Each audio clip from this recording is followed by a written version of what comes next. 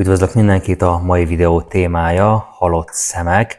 Aki volt már kapcsolatban narcisztikussal, vagy akár csak egy rövid ideig érintkezett egy ilyen narcisztikus személyiséggel, akkor észrevehetett valami különlegeset a tekintetükben, szemükben, az úgynevezett halott szem jelenség. Tehát milyenek ezek a szemek? Hát ilyen rossz érzéskeltők, nyugtalanítóak, mintha egy űrt láttál volna meg a szemükben, egy végtelen ürességet, ahol hát érzelmi mélységnek kellene lennie. De mi a pszichológia nyugtalanító jelenségnek a hátterében?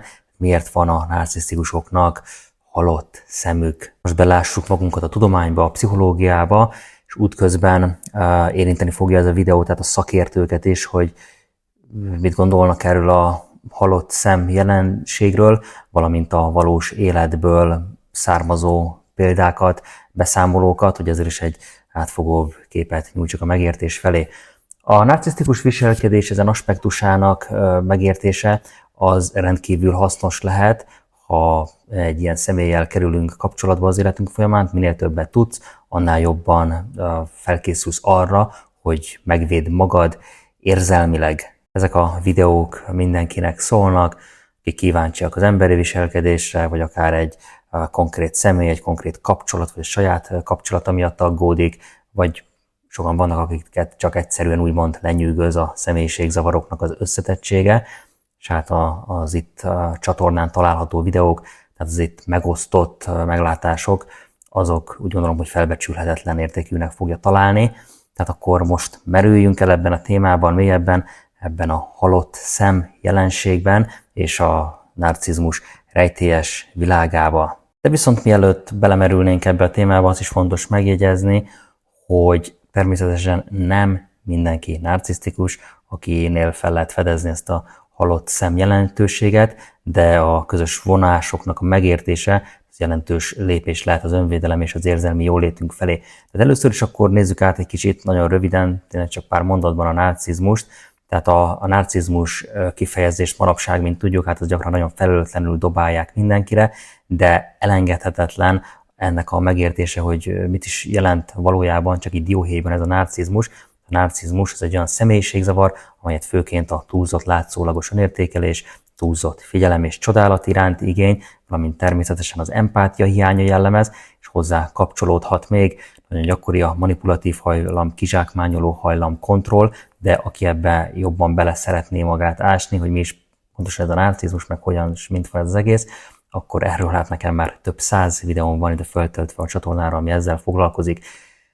Míg a narcizmus bizonyos szintjét az normálisnak tekinthetjük, tehát van egészséges narcizmus, aztán van a kóros narcizmus, ez pedig már mondhatni, hogy egy egészen más vadállat. Természetesen erről is van már videóm, hogy mit takar az egészséges narcizmus, és mit takar a patológiás szint, tehát a kóros narcizmus, ugyanis a narcisztikus személyiségzavar az, mint tudjuk, az egy spektrumzavar, és ezt egy tág skálán értelmezzük, így nem mindegyik narcisztikus egyforma, tehát más erősségben lehetnek jelen ezek a bizonyos narcisztikus jellemvonások. Klinikai pszichológiában a narcisztikus személyiségzavart a B csoportba tartozó személyiségzavarok kategóriájába sorolják, amely a drámai, az a túlzottan érzelmes vagy kiszámíthatatlan gondolkodással vagy viselkedéssel jellemezhető rendellenességek. Ezen klaszter egyéb rendellenességei közé tartozik a borderline személyiségzavar, hisztrionikus személyiségzavar és az antiszociális személyiségzavar, hétköznapi nevén a pszichopaták, és ott van a narcisztikus, tehát ott vannak ott négyen. Olyan kutatók, mint dr. Craig Malkin, klinikai pszichológus, a Harvard Medical School-nak az oktatója, kibővítették a narcizmussal kapcsolatos ismereteink körét. Ő egy nagyon híres könyvet is írt a narcizmusról. Ez a könyv is állítja, hogy a narcizmus az egy spektrumban létezik, és a szélsőséges formák azok olyan rendellenességekként nyilvánulnak meg, amelyek pusztítóak, és ezen felül önpusztítóak is lehetnek. Mostani videóban taglalt halott szemek jelentés az különösen érdekes, mert ablakot nyit abba az érzelmi űrbe, amelyet a narcisztikusok magukban hordoznak. Most, hogy egy kicsit jobban megértettük, akiknek még nincsen nagy tudása ebbe a témában, hogy mi is ez a narcizmus, nézzük meg, hogy a halott szem jelenség az miért kapcsolódik olyan gyakran a narcisztikus személyiségzavarhoz. A halott szemek fogalma, mit is jelent ez valójában? A szemek, amelyeket, mint tudjuk, gyakran a lélek tükrének is neveznek, narcisztikusoknál egy átlátható, de viszont egy falat látunk, tehát egy átlátható falat, amelyek mögött nyugtalanító, végtelen üresség tátong. Gyakran ez egy ilyen üres pillantásként jelenik meg, amely mentes az igazi melegségtől,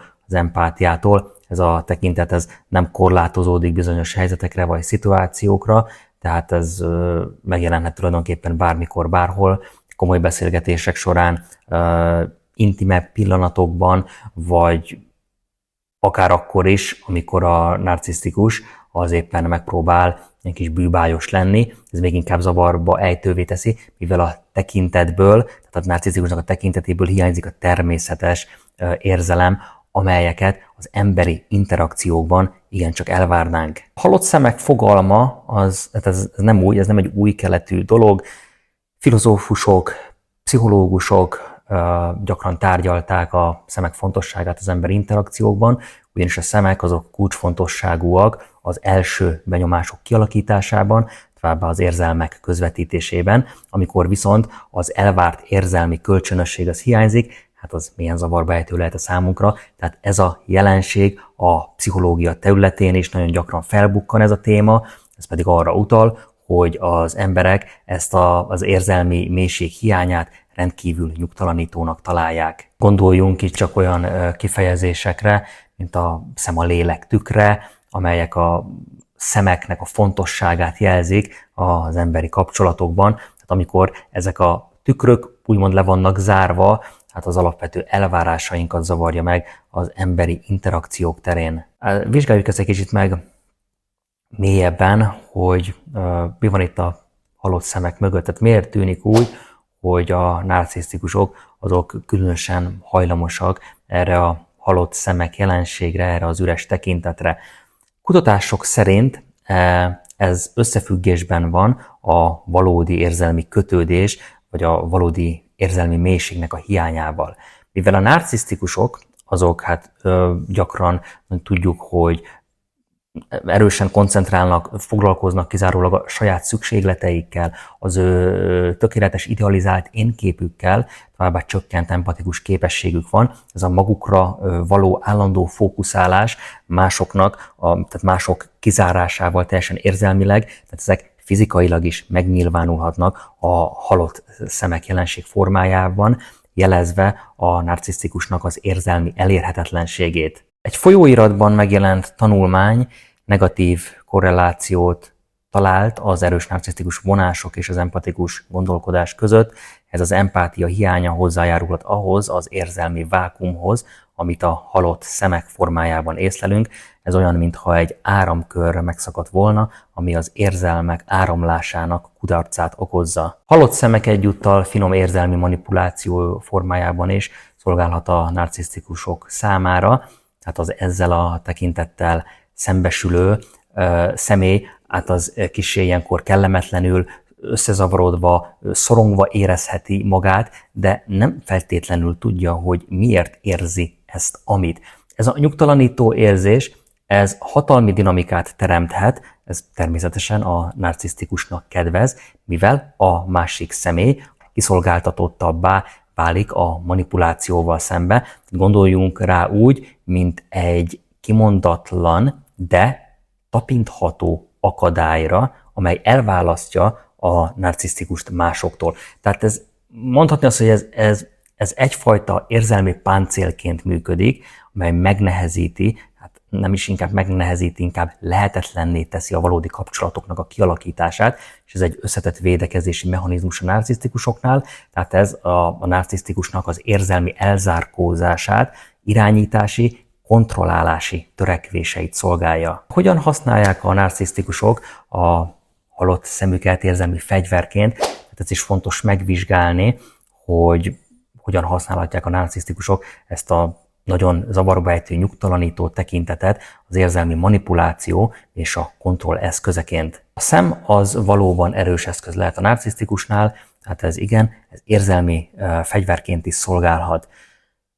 Például egyes narcisztikusok arra használhatják a tekintetüket, hogy dominanciát alakítsanak ki különféle interpersonális, tehát személyközi interakciókban. A hosszantartó, üres bámészkodás az elbizonytalaníthatja a másik felet, tehát egy nagyon kényelmetlen helyzetbe teheti őt, és hajlamosabbá teszi a nézeteltérésekben ilyenkor a behódolásra. Tehát ilyen módon ez a halott szem, ezek a halott tekintetek a kontroll érvényesítésének a nonverbális módszerévé válik. A halott szemek továbbá akár a megvetés közvetítésére is használható, ha te valami értelmeset mondasz, és erre az értelmes dologra, amit elmondtál, csupán egy ilyen üres, megvető pillantást kapsz, hát akkor ez az üzenet ez elég csak egyértelmű, tehát az érzéseidet vagy a gondolataidat, azokat semmibe veszik, nem értékelik, ez egy igencsak megalázó élmény lehet, különösen azok számára, akik érzelmileg elkötelezték magukat egy narcisztikus személy iránt, és hát aki felé érzelmileg elkötelezted így magad, az nem ezt várnád tőle viszonzásul. Az a manipulatív cselekvés, amikor valakit nonverbális módszerekkel, például szemkontaktussal manipulálnak, az érzelmi bántalmazásnak egy tágabb spektrumába, kategóriájába tartozik, bár kevésbé nyilvánvaló természetesen, mint a fizikai vagy a verbális bántalmazás, az érzelmi bántalmazásnak a minden formája az rendkívül káros lehet. A halott szemek fogadó oldala, tehát az elszenvedőkben ez a nagyon erős szorongás, nyugtalanság érzését kelteti, természetesen ez hatással van az önbecsülésre, az érzelmi jólétre, tehát ez az érzelmi kontroll alkalmazásának egy ilyen nagyon finom, de viszont rendkívül hatékony módja. Tudományos kutatás, amely támogatja a halott szemek jelenséget, a halott szemek azok nem pusztán poppszichológiai kifejezés, tehát van néhány tudományos kutatás, amely alátámasztja előfordulását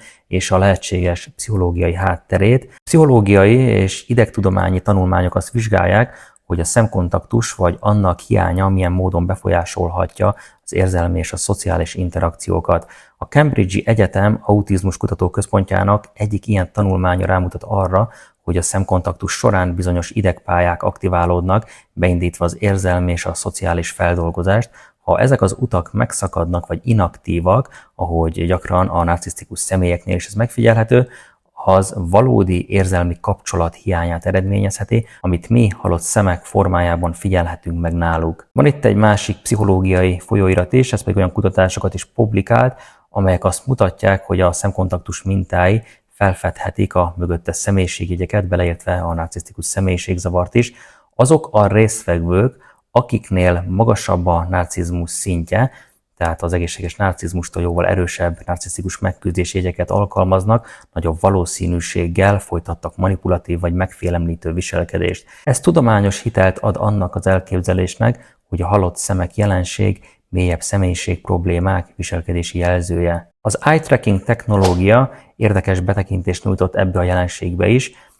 Egyes ezt a technológiát használó tanulmányok azt találták, hogy a narcisztikusok azok gyakran kerülik a kölcsönös tekintetet, amikor érzelmi témákról beszélnek, alátámasztva ezt az elképzelést, hogy a halott szemek érzelmi leválást, vagy éppen elérhetetlenséget, érzelmi elérhetetlenséget jelentenek. Fontos megjegyezni, hogy bár ez a kutatási terület bővül, még mindig ez egy fejlődő terület, tehát míg a halott szemek egy összetett viselkedés és érzelmi jelenség, ami a további tanulmányozást igényel, a jelenlegi eredmények, amik a napjainkban rendelkezésünkre állnak, már is rávilágítanak zavaró jelenlétére a mai társadalmunkban. Bár a tudományos közösség az nem jutott konszenzusra jelenség minden aspektusát illetően, viszont elegendő bizonyíték áll rendelkezésre már ahhoz, hogy a halott szemek, ez a jelenség, ez több legyen, mint ilyen pusztán kulturális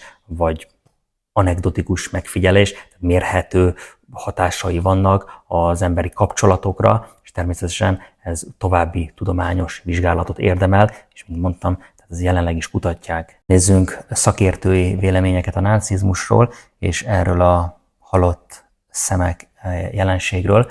Amikor olyan összetett pszichológiai jelenségről van szó, mint a halott szemek, a szakértői vélemények, azok úgy gondolom, hogy értékes perspektívákat kínálhatnak. Dr. Ramani klinikai szakpszichológus és a narcisztikus személyiségzavar világhírű szakértője gyakran beszél arról, hogy a narcisztikusok hogyan használják a fizikai jeleket, beleértve a szemkontaktust is, hogy ezzel is manipulálják a kapcsolataikat. Ő is megjegyzi, hogy a narcisztikusok empátia hiánya gyakran nonverbális viselkedésben nyilvánul meg, és a halott szemek fizikai megjelenítése lehet annak, hogy a narcisztikusok valójában képtelenek érzelmileg kapcsolódni más emberekhez. A tekintet üresnek tűnhet, mert valóban hiányzik belőlük a valódi érzelmi törődés, ami tükrözi a narcisztikusok belső érzelmi világát. Egy másik szakértő ezen a területen, dr. Craig Malkin,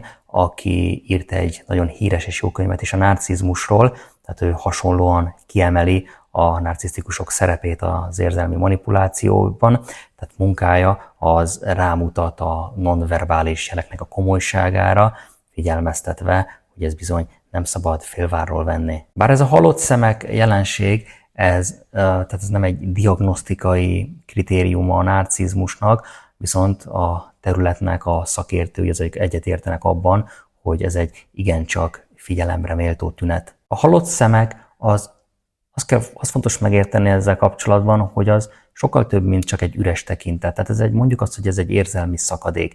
Nem csak egy érzelmektől mentes szemekben nézel ilyenkor, tehát olyan, mint egy érzelmi fekete lyuk, amely magába szívja a melegséget, az empátiát, az egész kapcsolatot, de viszont ezért nem ad cserébe semmit. Tehát nincs viszonzás semmiért, egy feneketlen kút. Amikor ennek a tekintetnek a fogadó végén vagy, a magány vagy az elszigeteltség ennek az erősödő, tehát ez a határozott érzéssel lehet, tehát olyan, mintha egy falnak beszélnél, nem pedig egy személynek. Ez azért van, mert a halott szemek jelenség az érzelmi kapcsolat kialakításának a kudarcát szimbolizálja. A szemek azok lehetnek igen ablakok a lélekre, de ebben az esetben ez egy üres szobának az ablakai. Ezért mondják a szakértők, hogy a narcisztikus az belül teljesen üres. Nincs oda bent semmi. Ennek ellenére rendkívül fontos, hogy ne démonizáljuk azokat a személyeket, akik ezt a halott szemek jelenséget mutatják. A narcizmus az egy nagyon összetett személyiségjegy, amely mélyen gyökerező bizonytalanságban és érzelmi sebezhetőségben gyökerezik. Te nem tudod betölteni a narcisztikus űrt, de viszont gondoskodhatsz róla, hogy magad ne ess bele ebbe az űrbe, mert ez a tekintet, ez azt lehet mondani, az olyan, mint egy fekete lyuk, mindent elnyel, de viszont tudatossággal meg tudod óvni magad ettől, hogy elnyeljen téged is teljesen az érzelmeidet. Ezt az érzelmi szakadékot, ezt nem a te felelősséged betölteni,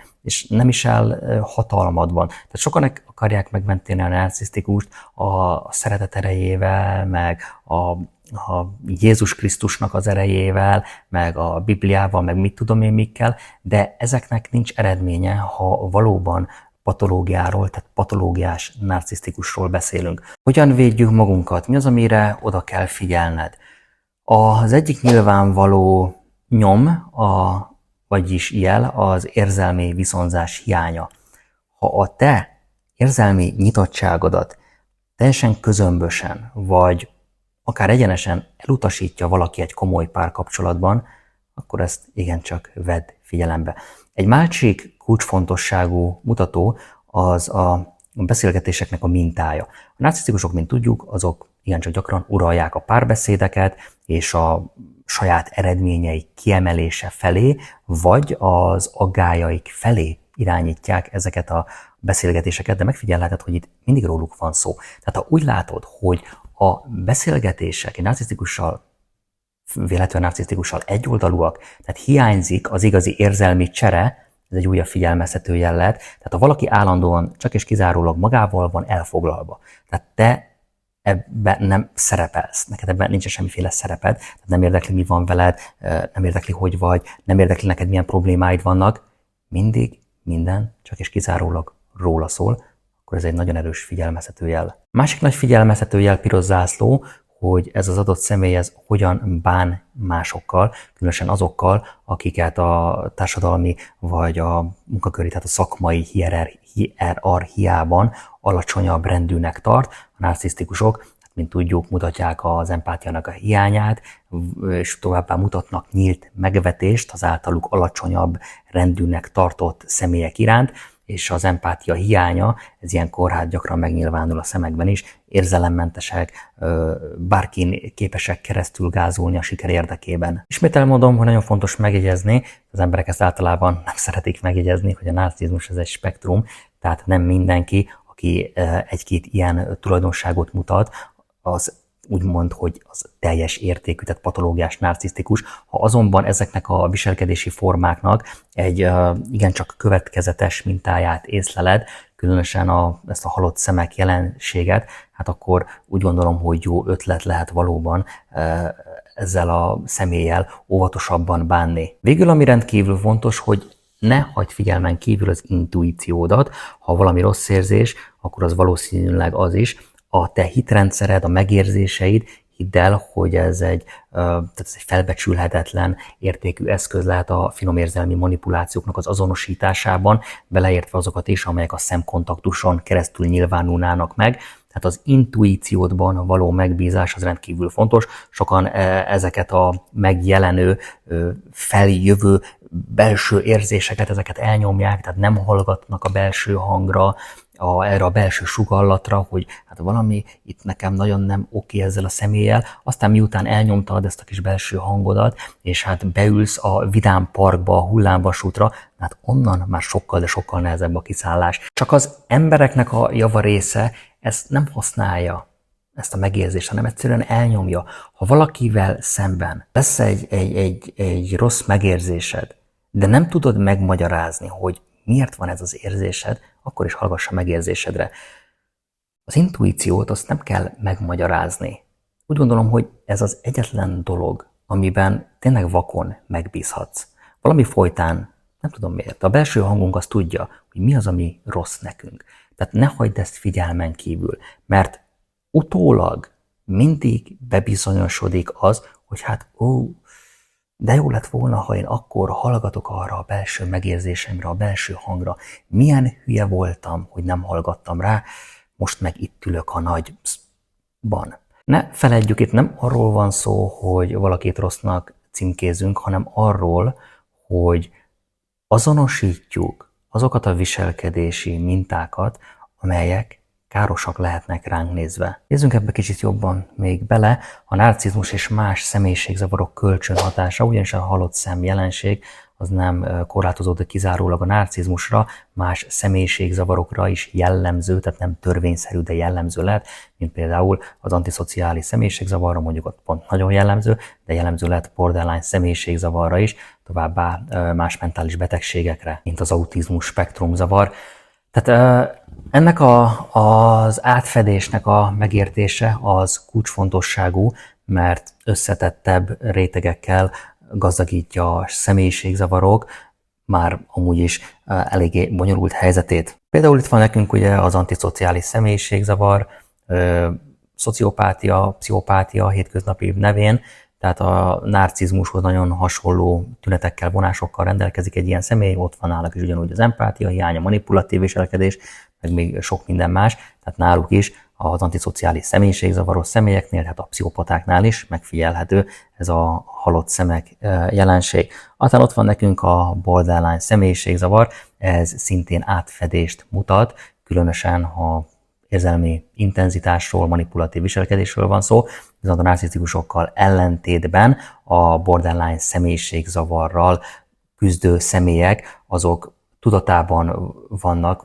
inkább úgy mondom, hogy gyakran tudatában vannak az érzelmi hiányosságaiknak, és nagyon erős bűntudatot, szégyent érezhetnek, ami a tekintetükből is kiolvasható. Bár ez a halott szem jelenség a narcizmusnak a jelentős mutatója lehet, de nem kizárólagos. És akkor nézzünk még néhány példát a való életből erre a halott szem jelenségre.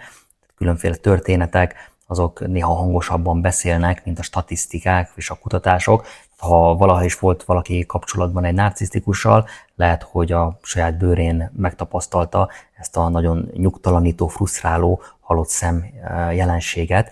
Tehát akkor nézzünk meg néhány valódi példát a nagybetűs életből, amelyeket az emberek megosztottak, miközben személyiségazonosságukat titoktartási okokból bizalmasan kell kezelni. Egy személy elmesélte, hogyan vált narcisztikus partnere megnyerő arckifejezésből üres tekintetre abban a pillanatban, amikor nem ért egyet vagy szembesítik valamivel. Ez az átmenet nem csak nyugtalanító volt, úgy érezte, mintha egy fal jönne fel, ami lehetetlenné tesz mindenfajta értelmes, emberi, észszerű beszélgetést. Egy másik történet, aki egy narcisztikus főnök alatt dolgozik, megfigyelték, hogy felettesük halott szemmel néz rájuk, amikor megkérdőjelezik. A pillantás, mintha azt az üzenetet közvetítette volna, te jelentéktelen vagy, és az én véleményem számít kizárólagosan.